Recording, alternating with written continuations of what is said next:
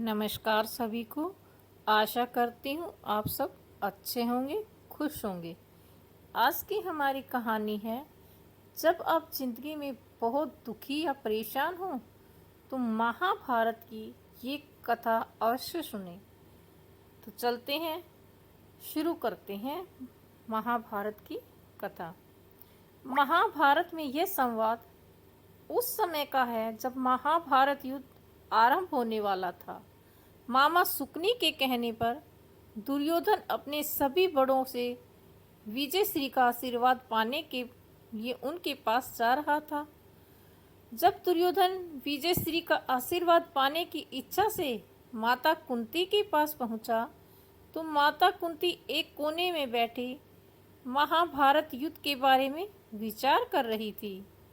तभी उनके कानों में एक परिचित ध्वनि आई, प्रणाम छोटी माँ।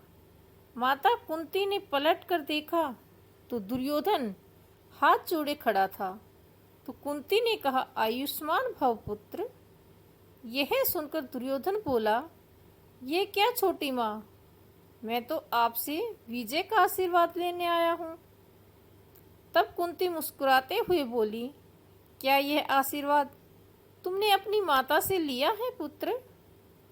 तो दुर्योधन ने कहा, नहीं छोटी माँ, वह आपके आशीर्वाद देने से पहले मुझे यह आशीर्वाद कभी नहीं देगी। बोली, तो क्या तुमने पितामह से यह आशीर्वाद ले लिया? पुत्र दुर्योधन ने कहा, वो तो मेरी सेना के प्रधान सेनापति हैं छोटी माँ, इसी को उनका आशीर्वाद समझता हूँ। कुंती ने पूछा, तो पुत्र आचार्य द्रोणा और कुल गुरु कृपाचार्य से तुम्हें यह आशीर्वाद दे दिया? हे दुर्योधन ने कहा, वे दोनों भी मेरी सेना के सेनापति में से ही हैं। तब कुंती ने पूछा, और विदुर से पुत्र? इस पर दुर्योधन ने कहा, वह मुझे यह आशीर्वाद कभी नहीं देंगे छोटी माँ, क्योंकि वह मेरी विजय चाहते ही नहीं। महामंत्री विदुर मेरे तेसी नहीं हैं। छोटी माँ, क्या आप भी मुझे काका विदुर की भांति विजय श्री का आशीर्वाद नहीं देंगी? तब माता कुंती कहती हैं कि हे पुत्र, विदुर को तुमने कोई व्यक्तिगत आपत्ति नहीं है, लेकिन हाँ, यदि तुम हस्तिनापुर के विरोधी हो तो फिर वह तुम्हारा साथ कभी नहीं देने वाले, क्योंकि उन्होंने अपना संपूर्ण जीवन हस्तिनापुर की सेवा में ही लगाया है।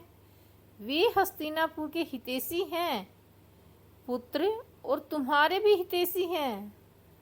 बड़े यदि किसी फूल पर टोके तो उनकी ओर से मन मैला नहीं करना चाहिए। यह सब सुनकर दुर्योधन खामोश हो जाता है।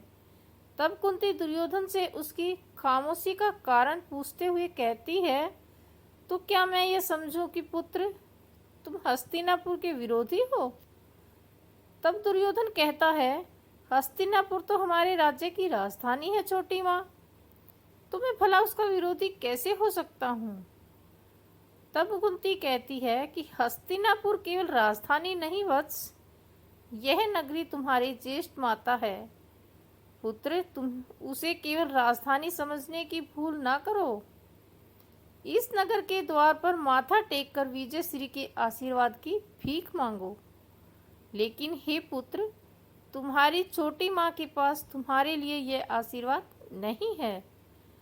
तब दुर्योधन कहता है, तो इसका तात्पर्य मैं यह निकालूं छोटी माँ कि आप मेरी विजय नहीं।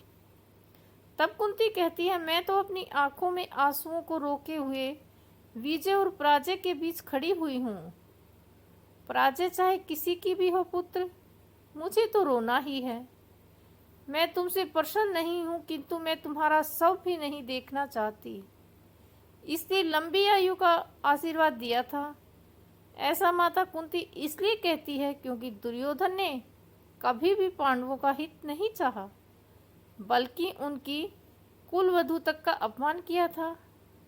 कुंती आगे कहती है, यदि तुमने युद्ध करने की ठान ही ली है तो जाओ पुत्र, तुम्हारी छोटी माँ का आशीर्वाद तुम्हारे साथ है। लेकिन दुर्योधन, एक बात याद रखना, मैं इस बात की गवाही नहीं दे सकती कि मेरे इस आशीर्वाद का कवच तुम्हें अर्जुन के बाणों और भीम की गदा से बचा पाएगा या नहीं।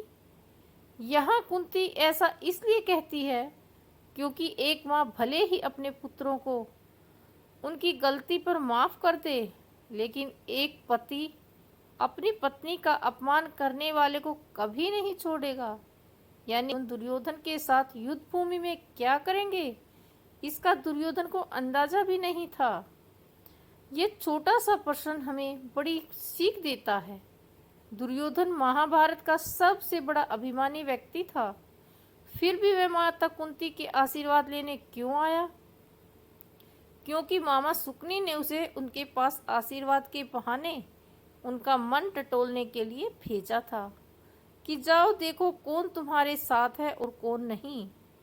लेकिन इस एक बात तो सिद्ध होती है कि बड़ों के आशीर्वाद में बहुत ताकत होती है।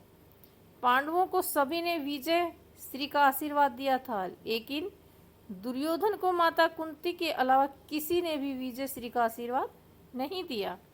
यह कुंती का बड़प्पन था, लेकिन आशीर्वाद फलीभूति होगा नहीं, यह अपने कर्मों पर ही निर्भर करता है। पांडव हमेशा से धर्म के पथ पर थे, इसलिए वे विजय रहे, और दुर्योधन आरंभ से ही अधर्मी था, इसलिए उसे माता कुंती का आशीर्वाद भी नहीं बचा पाया। सुकनी की कटुलता भी दिखती है और जानबूझकर दुर्योधन को उसके सगे संबंधियों के पास भेजा ताकि उनके मन में घृणा और बढ़ जाए और वह युद्ध में उन पर बिल्कुल भी दया न दिखाएं, ताकि हस्तिनापुर का विनाश हो सके, जो उसका परम उद्देश्य था। तो दोस्तों, यह था माता कुंती और दुर्योधन के बीच संवाद। उम्मीद करती हूँ आपको यह संवाद पसंद आया होगा। वीडियो पसंद आई तो लाइक शेयर अवश्य करें, और अगर हमारे चैनल को अभी सब्सक्राइब नहीं किया तो अभी कर लें, और बेल घंटी को प्रेस करना ना भूलें, ताकि ऐसी ही रहस्य कहानियाँ पाने के लिए सबसे पहले आपको नोटिफिकेशन मिलता रहे। तो आज बस इतना ही है। कल फिर किसी नई रहस्यमय कहानी के साथ आपके साथ जुड़ेंगे। तब तक के लिए आप हमें आज्ञा दीजिए।